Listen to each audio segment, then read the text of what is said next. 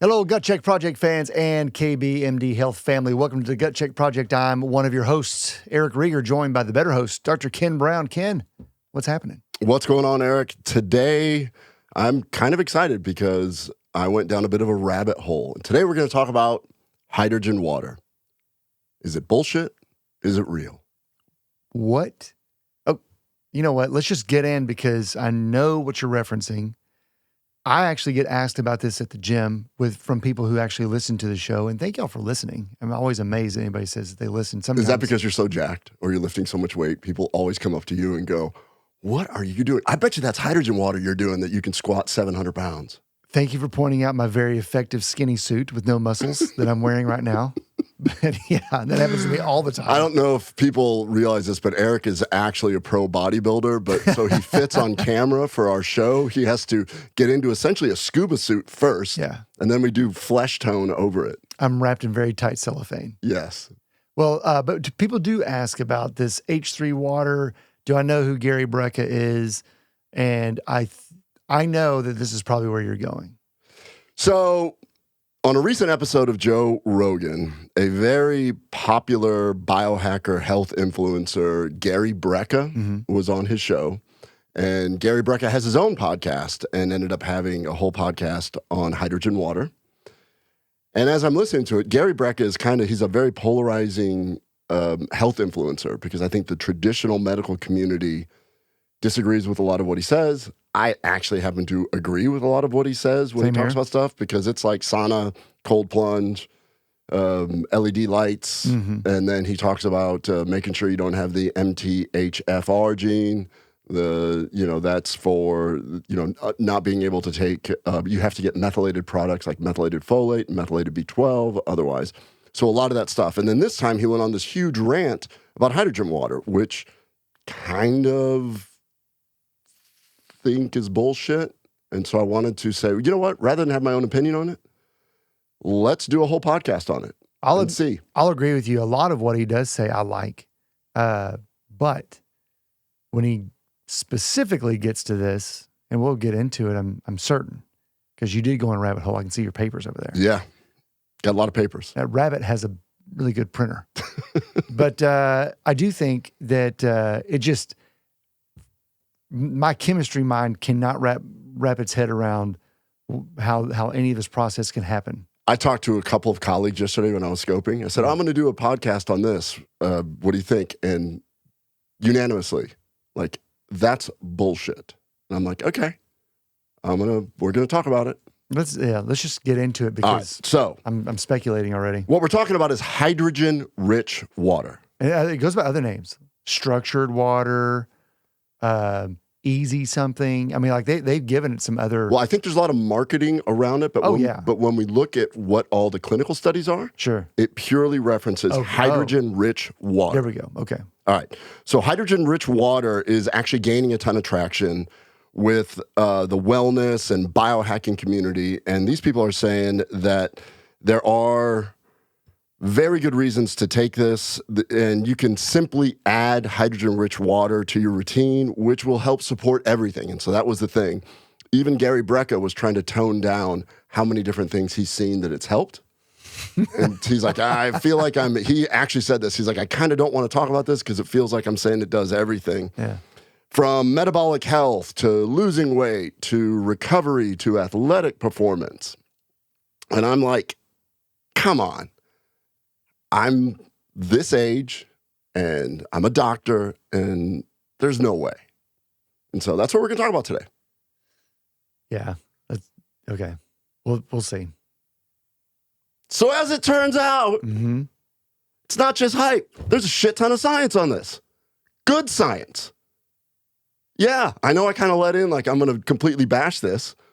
But let's talk about it. Let's talk about the chemistry. Let's talk about the science that actually exists in this. Okay. You're looking at me skeptical, like you want to walk out of the podcast suite. I really want you to win me back.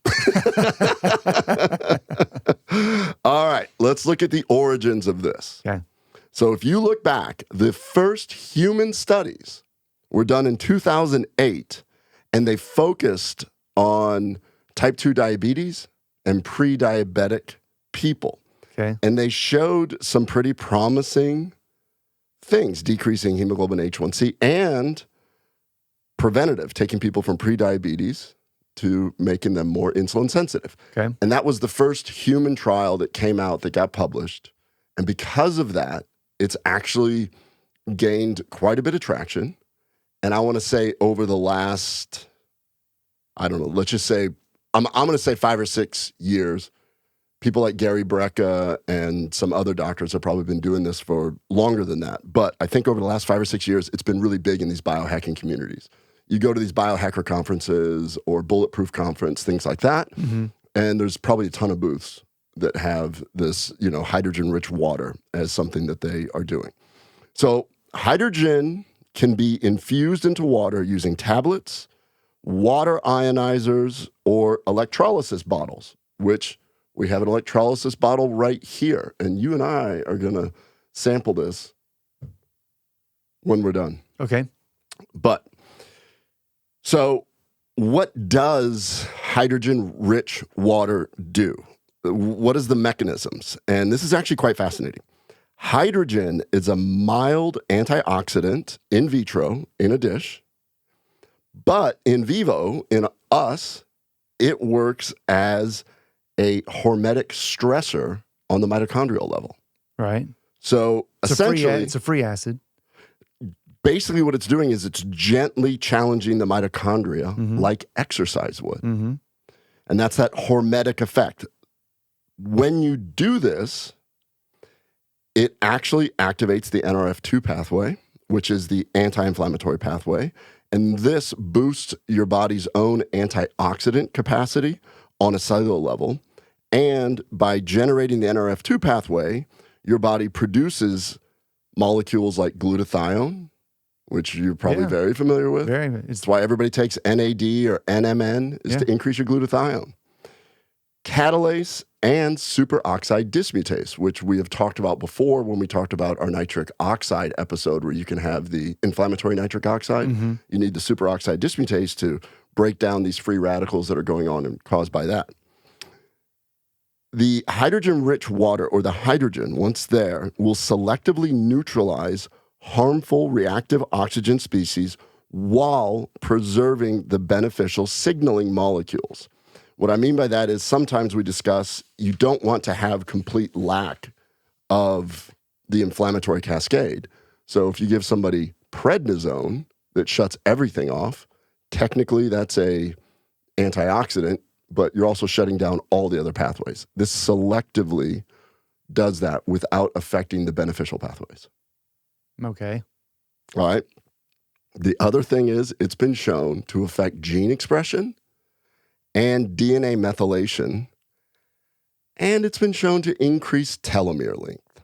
And the telomeres are those little poles on our chromosomes that protect the DNA. And as they shrink, we get older, the longer they are. That's how everybody determines their biologic age versus chronologic age. And some people could argue, are those very accurate? Regardless, it's something that we can at least measure.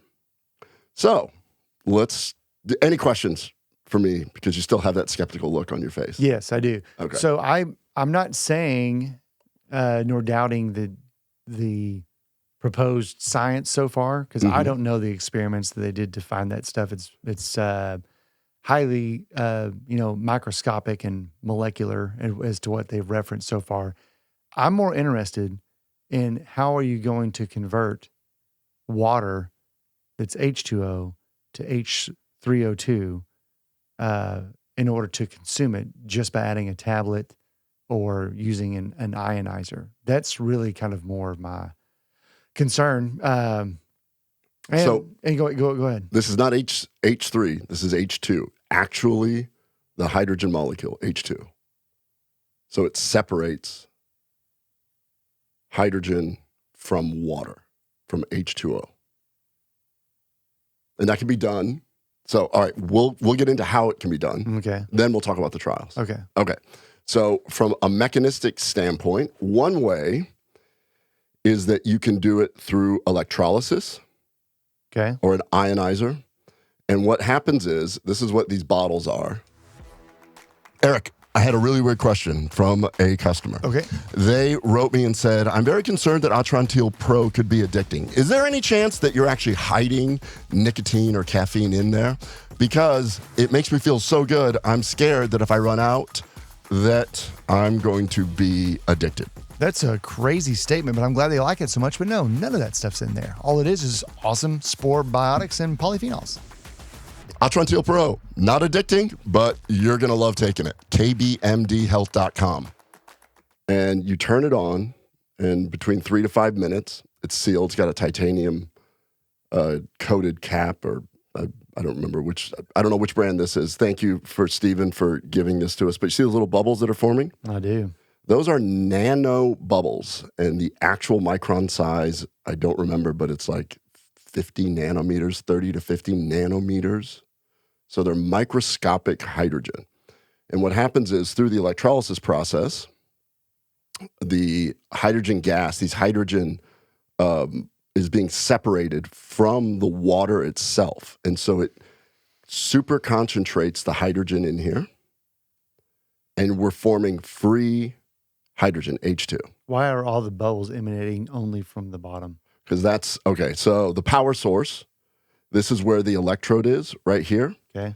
And then there's a proton exchange membrane, or you can have a solid polymer electrolyte. So this is just an example of a bottle. There are ways to do this where you can get a whole machine and plug it in. And so Gary was talking about how he does this with his cold plunge. He infuses hydrogen water into his cold plunge and circulates the water and does that. So there's but that's like, he said it's like 10 grand or something to get that. So when you open this, will it go psh? That I don't know. I've never opened one of these yet. Oh, okay. Yeah, so we just got this specifically for the show. I'm just curious. So when it's pulling this hydrogen, and maybe a lot of people don't know this, but just in chemistry, when water exists, it's not like there's just this volume of all pure H2O. There's actually a balance between hydronium, which is H3O, and then OH, which is like an alcohol. And that actually determines what the pH of a water is.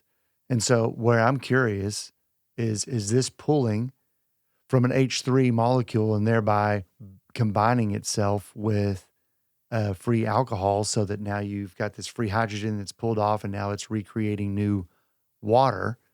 And that's where this is coming from. And I'm not saying that it does or doesn't make it more hydrogen concentrated. That's actually a secondary question, but it seems like it would be really difficult to just start hammering a structured change of hydrogen to an H2O molecule just because it's floating in there. And you know that though. But yeah. So what's going on right here is that there's two H2O molecules. Mm-hmm. You have a cathode and an anode. Mm-hmm. And with the electricity, it's going to separate the H2 from the O2.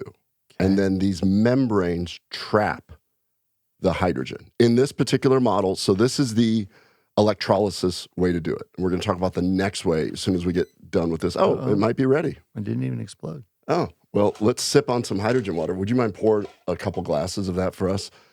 So basically what's happened is that, and this isn't just pure hydrogen, it's parts per million hydrogen. So if this is a proper machine, then this should have, however, it's like 1.2 to 2.5 parts per million. Okay. If it's been dissolved properly, and the water temperature has to be room temperature, and then seal that back up. So this is one of the ways of doing it. So cheers. How long does it stay in this form? That is a good question. Not long, because you're supposed to drink it right away.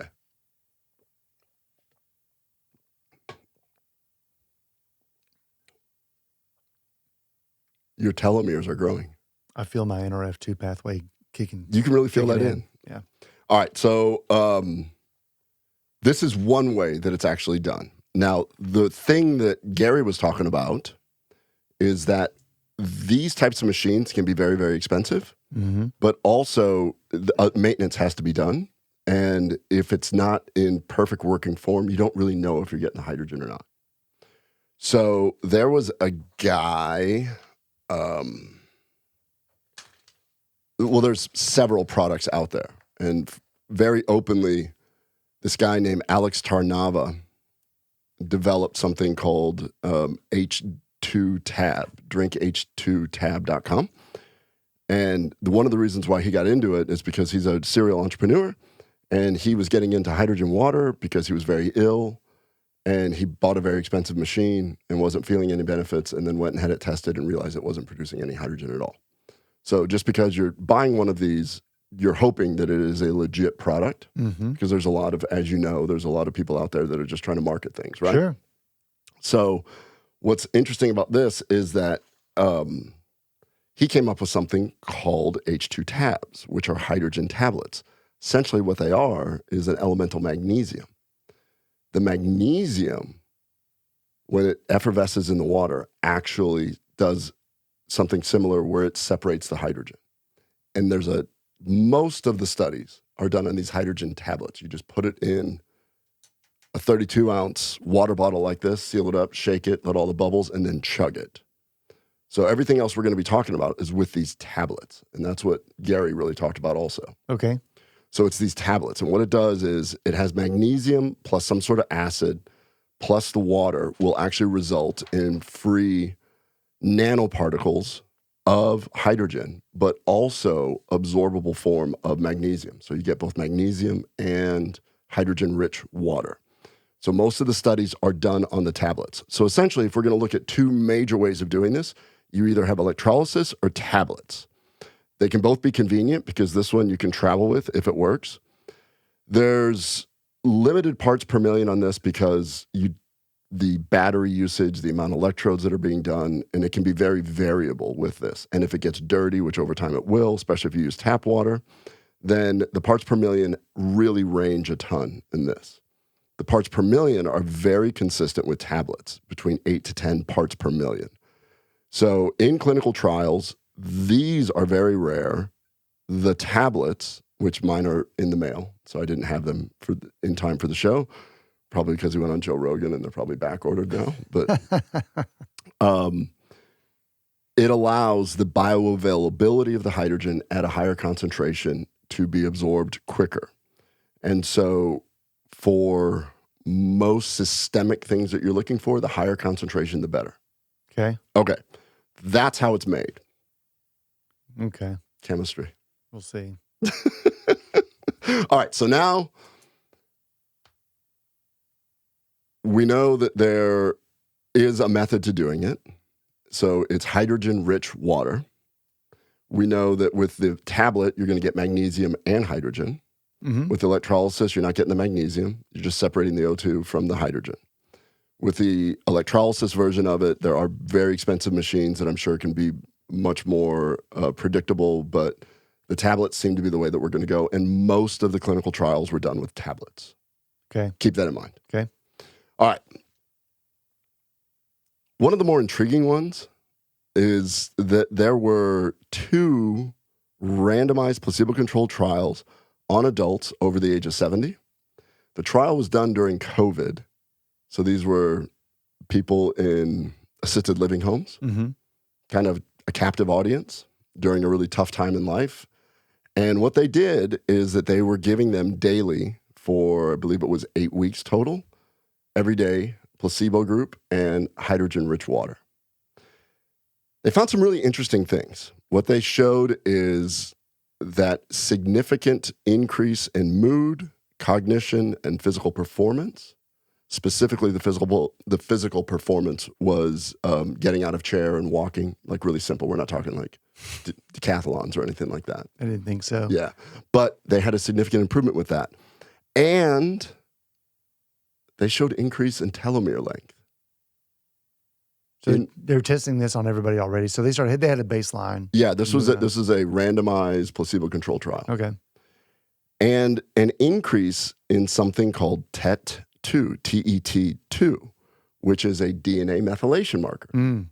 So in these 70-year-olds, they had objective improvement in both mentation and physical capacity with laboratory demonstration of improvement in telomere length and this DNA methylation marker. And no other changes for them either. Like if they were on meds, they stayed on meds. If they were just in there, laid up in bed and that's all they were doing, nothing else changed except for the hydrogen water, introduction of hydrogen I will water. be honest, I did not go that deep into the study itself. Yeah. I just was basically reviewing the results. Sure. In the results section, they did not discuss that. Okay.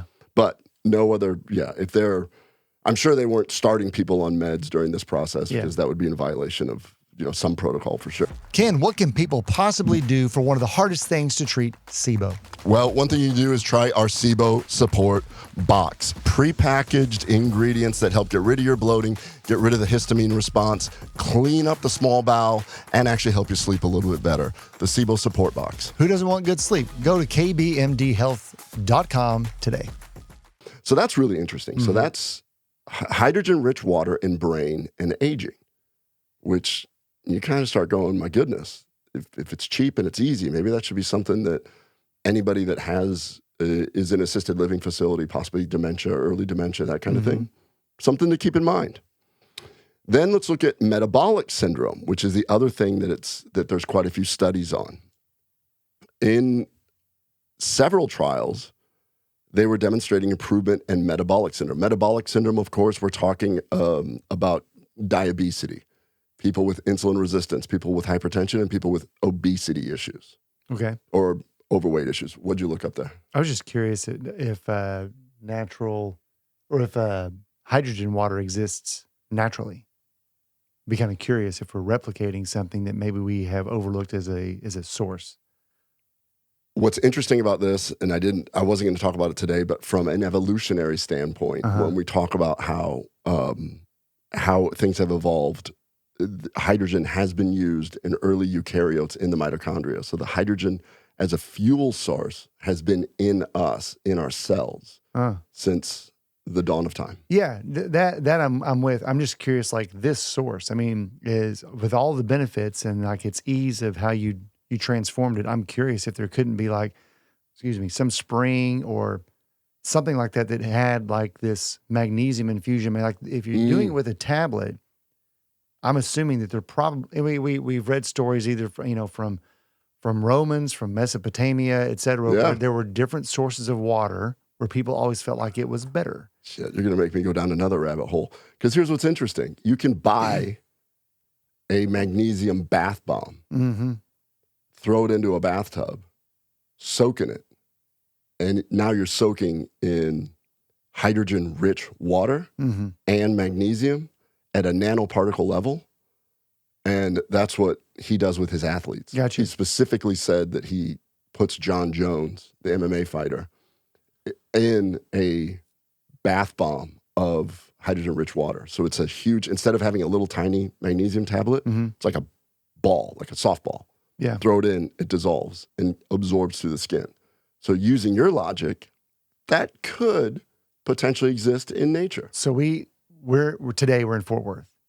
Not far from here is a town called Mineral Wells. And long before there was the long and huge infrastructure of all of the municipal water sources, Mineral Wells was quite popular for people traveling from Texas or the Dallas area out to California and vice versa. And they would stop there because of the mineral-rich baths. There's an old famous hotel that's still standing there called the Baker Hotel. Interesting.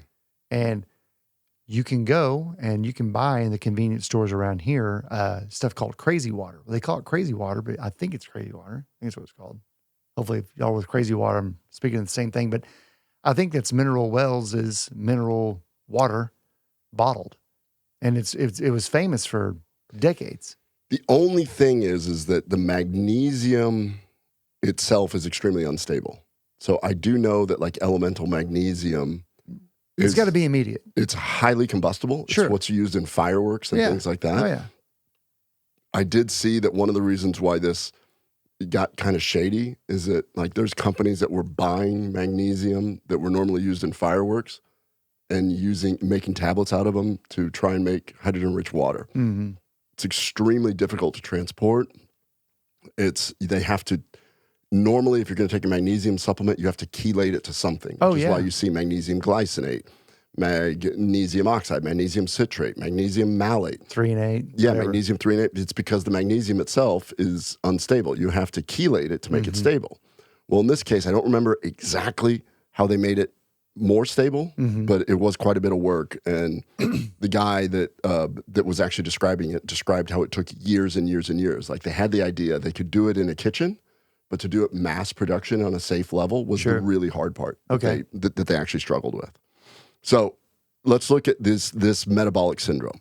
In one randomized double placebo-controlled trial, they took 60 patients, and they demonstrated that they were able to lower their hemoglobin A1C and lower their blood glucose. Doing nothing else. Nothing else. Like 1 liter of hydrogen-rich water a day with these tablets. And so if you're going to test an A1C, I mean, you're probably at least waiting 2, if not 4 months. Yeah, so I think this particular study was at least 8 weeks. That's, yeah. So I'm sure they've got longer. This is there's so many studies on this that this is more of like a quick overview of the data that I'd never exists even out heard there. that before. Yeah, that's pretty impressive. I didn't know any of this. That's why I was like, the podcast was going to be, there's no science on this. And then I ran into tons of science. It's like when we learned about low-dose naltrexone. Yeah. You think there's nothing out there, and then there's just waves of trials that are coming. In other studies of the people with metabolic syndrome, they were able to reduce LDL, which take that plus or minus. Which is the bad cholesterol. Which is the bad cholesterol, but now... Yeah, we don't know. Now we don't know. But you're going to like this. Okay. They were able to reduce apolipoprotein B. Okay. Because we don't have a pharmaceutical agent that can do that. Right. That's how come we don't even order it. When you listen to Peter Attia, he says the most important thing to check for your cardiovascular health is apolipoprotein B. Yeah. And the other one, apo-e or whatever it is. But all these things, but we have no drugs for those. Right. And this one actually lowered apolipoprotein B and lowered oxidative stress. They showed a 39% increase in superoxide dismutase and a decrease in 43% in oxidative markers and an 8% increase in HDL. Well, all of that's good. Pretty impressive. 1 liter of hydrogen water per day. And this is the results they got after approximately 2 months. It was at least 2 months. It may have been longer. But still great. Yeah. The other really exciting one that's going on that recent research has been looking at, non-alcoholic fatty liver disease. Really? Yeah. So if you don't know what that is, you ever been to your doctor and you get a sonogram of your gallbladder and your liver? I would say 90% of the sonograms that I see talk about mild hepatic steatosis, which is fatty liver disease. Mm-hmm. When that fat, it's one of the leading causes of liver failure now. Yeah. And there are drug companies. We did a whole podcast on this, the newest drug company to help with the fibrosis associated with non-alcoholic fatty liver disease, which is now called metabolic liver disease, MASH. Metabolic fatty. Anyways, it's a new acronym because they're saying it's not even the fact of not drinking alcohol. It's the fact that you've got metabolic syndrome causing the fatty liver. So now when researchers realized it was helping people with metabolic syndrome, they're now looking at fatty liver and body composition taking it. And there's been several studies in this fatty liver disease. And what they did show is in one of the studies, it was 8 weeks of hydrogen water improved BMI, Okay. weight, and liver profiles. AST, ALT, alk-phos, total bilirubin. So right now, the only treatment we have for fatty liver disease is, Eric, you got some fat in your liver, exercise more, lose weight, eat your veggies. And we don't even know if that works very effectively. Here, I'm going to start incorporating with my fatty liver disease patients. I'm like, let's start using some hydrogen-rich water on you. Can't hurt.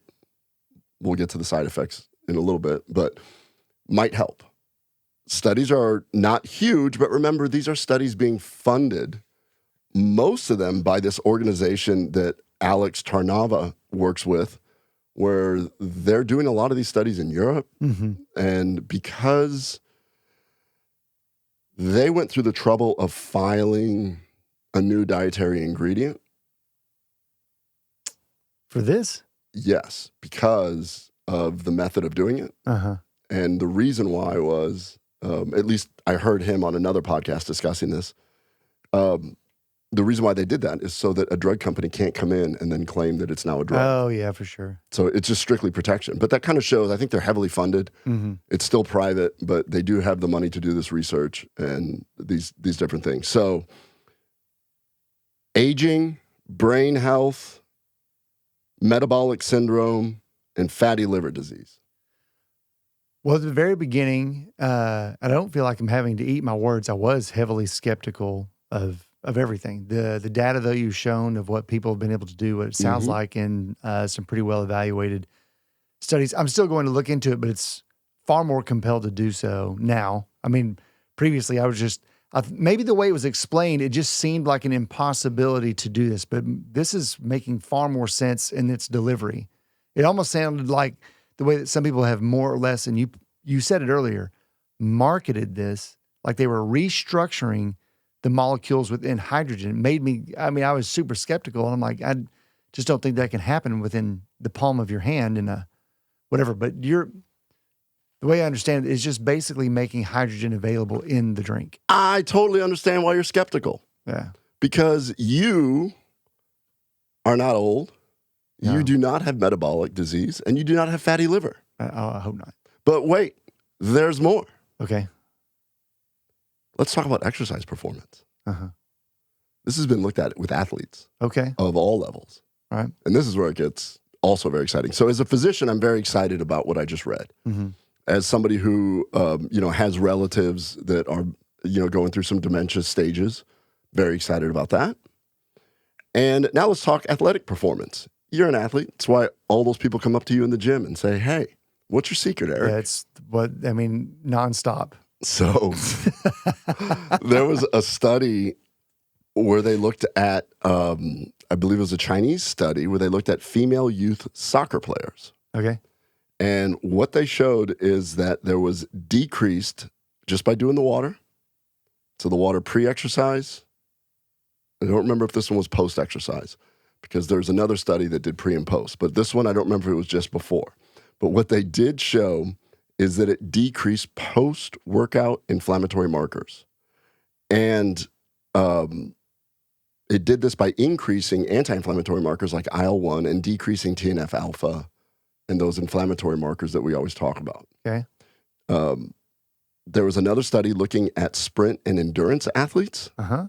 And what they showed is that they had improved power retention, delayed exhaustion, and lower perceived exertion.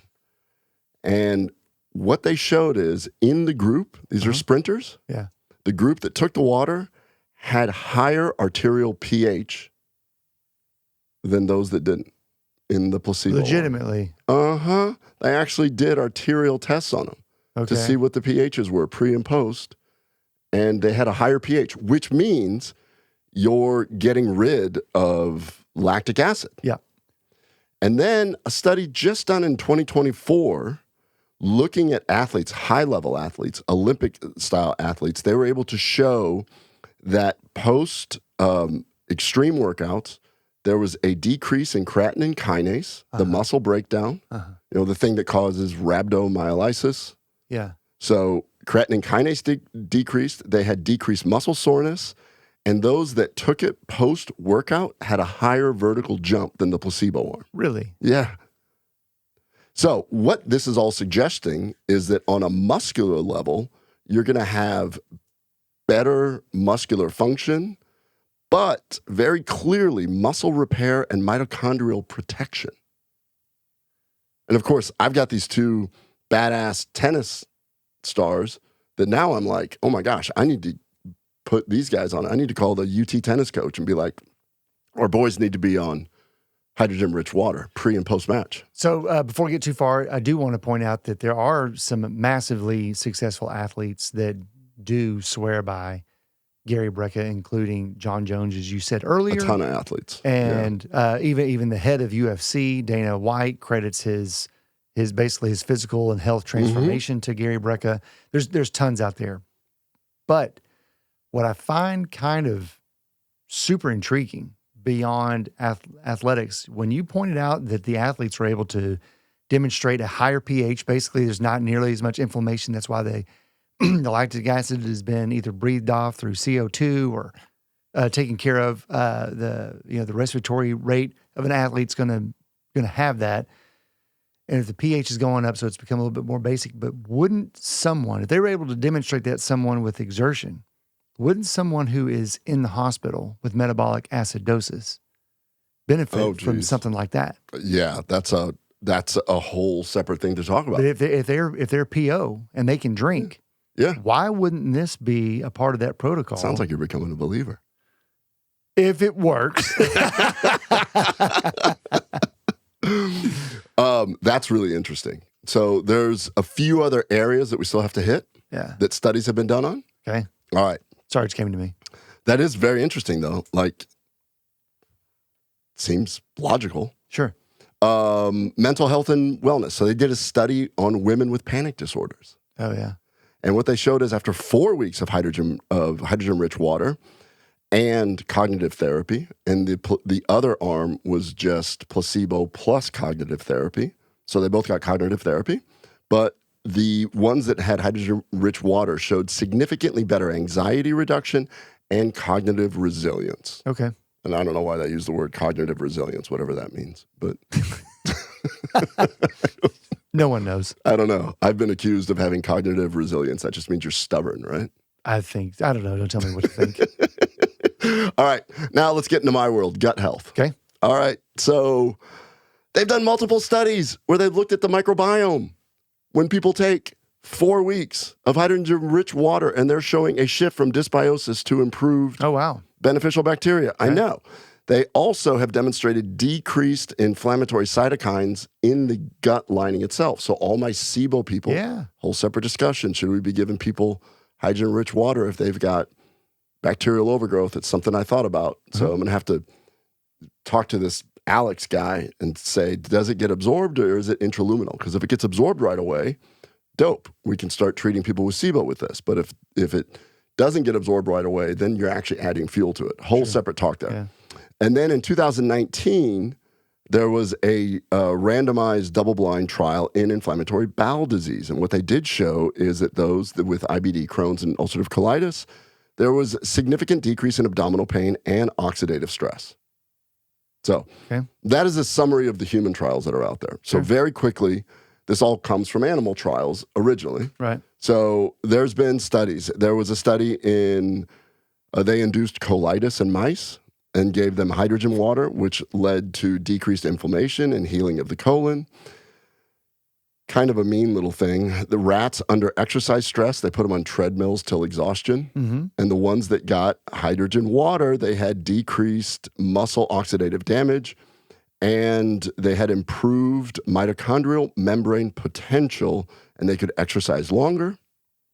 And then there was one small mouse study where they gave people loperamide, which causes constipation. Mm-hmm. And they showed that by giving them hydrogen-rich water, they had increased bowel movements, and they activated the SIRT1 pathway and the NRF2 pathway, which we know SIRT1 is sort of the pathway that cleans up damaged cells, and the NRF2 is the anti-inflammatory pathway. And they were able to show in that loperamide-induced constipation group that there was increased microbial diversity and increased beneficial bacteria. Okay. So how do you take it? I've got tablets coming because it can be pretty consistent. You put it in essentially close to, they always describe it in the literature as 1 liter, but I think 1 liter is pretty close to 36 ounces or something. I looked it up, but basically it's this water bottle. Yeah. So about a quart is the liter. Yeah. What Gary does is he pops it in, shakes it up, throws some electrolytes in there as well, just some salt, and then he throws some amino acids, and then he chugs it. Yeah. And what on another podcast, the owner of this drink, H2 Tabs, says that you just have to have the amount of water that you can basically chug. You don't want it sitting around, because the longer it sits around, the more that eventually this hydrogen will just dissipate. Yeah. And so the format is the magnesium tablets. The magnesium plus H2O results in hydrogen and magnesium hydroxide. These are nanoparticles of hydrogen They have much slower evaporation, but they will evaporate, and they will have a longer action to be able to sit in this because of the concentration. If you're going to do electrolysis bottles, this is convenient, but it can lose potency over time.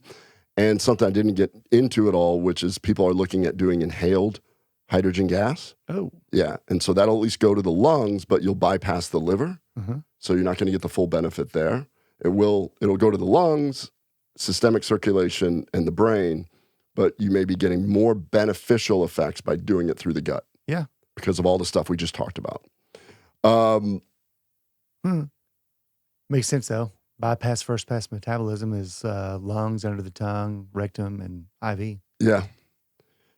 Emerging potentials, where people are looking at this, there are studies currently going on at mental clarity, okay, comparing hydrogen water to caffeine. Interesting. And there are weight loss studies because it appears it may modulate GLP-1. Huh. Yes. Ozempic people won't like that. I know. So it modulates GLP-1 and ghrelin. Mm-hmm. Ghrelin, which we call the hunger hormone. But the thing about ghrelin is it can be a growth trigger as well. Yeah. So you need pulses of ghrelin. Yeah.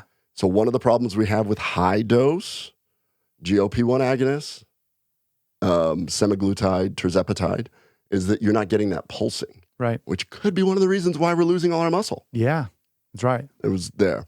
And then, of course, there's the whole neuroprotection and anti-aging. There are studies looking at CTE and how to do a protocol for that. Wow. I know. Pretty wild. So, I personally don't think it's bullshit. I think it's pretty freaking awesome. And I'm ordered some tablets, and they're coming. And you and I just took a hit of this, and I mean, you were starting to nod off before the podcast, so maybe it does work. I'm super engaged now. You know, maybe it's better than caffeine. So, to sum it up, let's start. In the brain, it's actually been shown to improve mood, focus, and telomeres. Regarding metabolism, it's been shown to improve insulin sensitivity by decreasing which will cause decreased glucose, improve cholesterol, and actually weight. Performance in athletes, energy, endurance, recovery, gut, improve the microbiome, decrease inflammatory cytokines, and safety. Looks like they've all had no side effects in these studies. Yeah, it's awesome. Because it's natural. Yeah. And our bodies are used to it. So I reviewed over 25 clinical studies on this one, and they are small, but they're all consistent. And since there's no serious safety concerns, I personally am going to start incorporating it into my gut health practice and see if I can get the old kiddos on the sports and recovery. And I'm going to take it to my mother-in-law, who's in her 70s, and start using that. I think it makes you stronger. I just broke that pen. Yeah, I saw that. All right. So, final thoughts. When I first heard Gary Brecka talking about this on Joe Rogan, I thought this has to be absolute BS. But after diving into this research, I take it all back based on this research, and I think it's legit.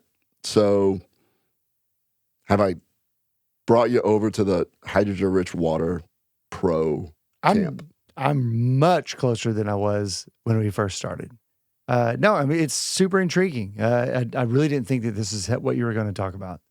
So if you've ever taken it, I would love to hear your experience with it. I think there's so many things that I could be doing with this in my practice, and I can get some data on this also, just real world data. But like many things, there's a lot of stuff. I have seen a lot of things at these biohacker conferences. And you know me, I'll listen to a podcast and I'll order it.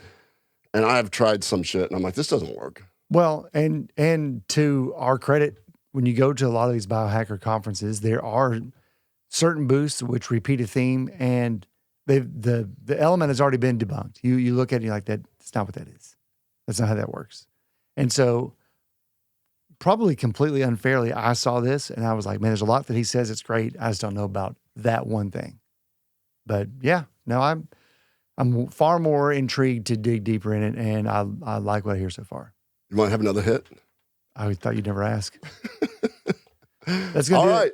Thank y'all so much. We'll see y'all next time around. Let us know what you think about hydrogen water, and we will be back before you know it. Yeah, and hopefully people listen to the rest of the podcast and don't blow up Gary Brecka and be like, this doctor's bashing you. Yeah, no, you got to. Pretty impressed. You got to do it pretty quick. All right, man. See y'all next time. Later.